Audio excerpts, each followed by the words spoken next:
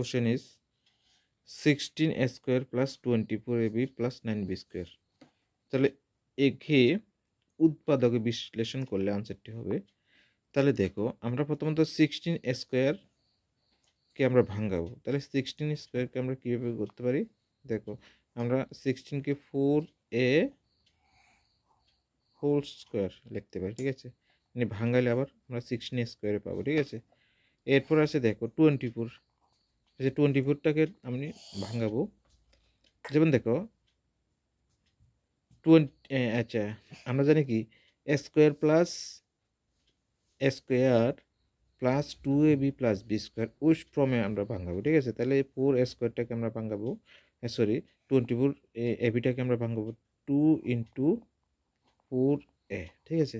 তাহলে এটা রেখে দিলাম, এখানে জায়গা রেখে দিলাম, প্লাস আচ্ছা 9b স্কোয়ারের আমরা লিখতে পারি 3b হোল স্কোয়ার।